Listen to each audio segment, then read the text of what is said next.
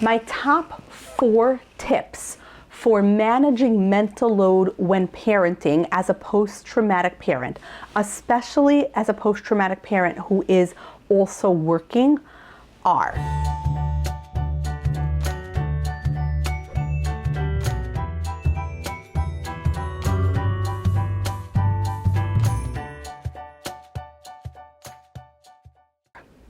Hi, I'm Dr. Robin Koslowitz, YouTube's post-traumatic parenting expert. Today we're going to talk about mental load, how to manage it, and what to do if all the tasks of being a parent are overwhelming you. But first, click subscribe below so you never miss another episode.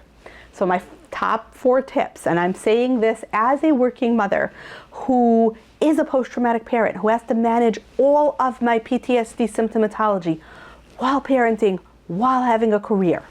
They are: outsource, delegate, systematize, and do away with. Those are your 4 options. Option number 1 is outsource. I have a very simple rule in my life that if something does not take a PhD in psychology to do, or if it is not something that your mother needs to do for you, then it's not my job. Anybody can iron a shirt, doesn't have to be me. Anybody can peel a potato. Anybody can mow a lawn.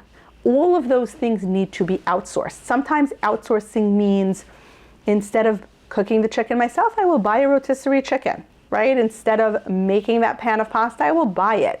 Sometimes it's that type of outsourcing. I will send the shirts to the cleaners and they will iron the shirts. I will hire household help and that person will peel the potatoes, or that person will mop the floor, right? That's outsourcing. So it's a job, but I will outsource it to somebody else. I very often outsource tasks that I'm not very good at. Like in my office, I have a secretary because I'm not good at time management, right? So outsource whatever you can.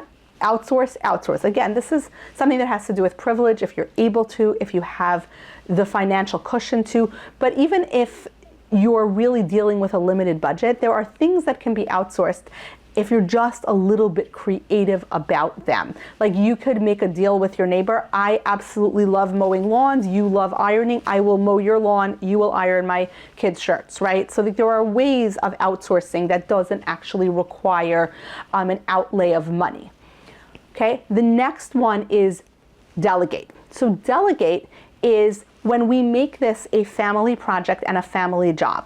We all need to get this done together. Everyone's gonna have a part of the job, which, by the way, chores give children a feeling of citizenship in a family. And again, we're not doing the chore in a way that is putting the entire job on their shoulder. It's more like all of us working together are going to make this thing happen. We are gonna have a laundry folding party and we're all gonna fold the laundry together. We are going to have a cleaning up the playroom party and we're all gonna clean up the playroom. We're gonna make it fun and like we're gonna have a hunt for all the red toys and then we're gonna find all the blue toys. It's delegated. Maybe it means discussing with a parenting partner, okay, these are your jobs, these are my jobs, so that everybody knows what their jobs are, what their responsibilities are. That's delegate. Systematize means come up with a system for the persistently complicated things. For example, I like to cook once, eat twice, so I will double any recipe that I ever cook so that I can always freeze it. So I'm always storing up future meals. And then, by the way, it's also a post-traumatic parenting hack because I can send it a little mail to future me. And I can say, future me, you're gonna be so happy that I made this lasagna today, because in 2 weeks when I don't wanna be cooking, I can take it out of the freezer and you can have it for supper. And then when I take that lasagna out of the freezer, I can say, thank you, past me, for doing that. That was so kind of you. And that helps restore your sense of a future when you have PTSD. So systematizing means coming up with a system. Maybe it means buying more uniforms so that soccer day doesn't come as a surprise because you have enough and you only do laundry on Wednesdays, so you have enough soccer uniforms to get you through to Wednesday. Maybe that's having multiple pairs of shoes, but the idea is create a system for the ongoing hassles. Create a system where, for example, after Monday morning drop-off at school, you go fill your car up with gas, and it's just in your calendar. It goes in, so you're never running out of gas because you have a system. I always fill up my car on the way home from school, and then Thanksgiving break happens and your car runs out of gas. But right, you peg it to something else. It's a system. It doesn't eat up mental space inside your brain because the system is created. And whatever you can systematize and create a system for is so much easier than figuring it out anew every single week. And finally, do away with. If there's something that you are doing and it's eating up a lot of your psychological resources and your mental load, don't do it. Especially if there's an alternative. Like if this is going to be a really stressful, hard week at work, maybe you know it's the busy season and you're going to be habitually coming home late this week, maybe this is the week to serve cereal and milk for dinner. Your kids won't die. It will be fine. They can eat peanut butter and jelly. They can eat eggs, right? And like do away with it. I'm not cooking this week. This week I'm buying supper. This week I am, this week, you know what? We'll have one bath where nothing bad will happen. It's okay. We'll buy some dry shampoo, right? So do away with something, especially during a stressful time. And maybe you do away with something entirely. Like when I was a kid, I always thought I'd have a gorgeous garden because my father was an avid gardener, and I always thought we'd have beautiful flowers in front of my house. I'm raising children, not flowers. I don't have the headspace. I don't even have the headspace to like hire a gardening service and have them do it. I have, a guy who mows my lawn and that's it. Figure out things that can be done away with and say, yeah, you know what? That's not me. If you've been like people pleased and you're a people pleaser and you've been shamed and guilted into being the class mom and you're going into a rough year, say no. Like, yeah, I'm not going to do that this year. I was class mom last year. I'm not doing it this year. Like learn what you can do away with and what you can say no to. You'll be surprised at how many things actually can be said no to. Like it's okay if you don't be class mom this year. It's okay if you don't volunteer for that committee.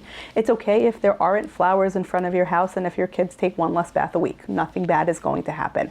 So those are my 4 top tips for being a parent with PTSD and lowering the mental load and lowering the active stress that we're juggling with. Because when we're carrying a lot of stress and a lot of mental load, it explodes. And then we don't parent in accordance with our values. And then we think, oh, my damage damaged my kids. I always wanted to shield my kids from my damage. And look, but the truth is anybody who's juggling too much is going to eventually lose it. And the way to stop juggling so much is take one ball out of the shuffle that you're shuffling. I hope that's helpful. If you like this video, please click subscribe below so you never miss another episode. And please check out the Instagram social media community where the post-traumatic parents hang out. You can find us at Dr. Koslowitz Psychology. If you want to hear my long-form interviews of experts on the intersection between parenting and trauma, check out the Post-Traumatic Parenting Podcast, available wherever you get your podcasts. If you like to read and you want to read my blog about parenting, check out Targeted Parenting on the Psychology Today website. I blog as Targeted Parenting. And of course, you can always check out the Post-Traumatic Parenting book, which is coming out in 2025. So stay tuned for that. Till next time.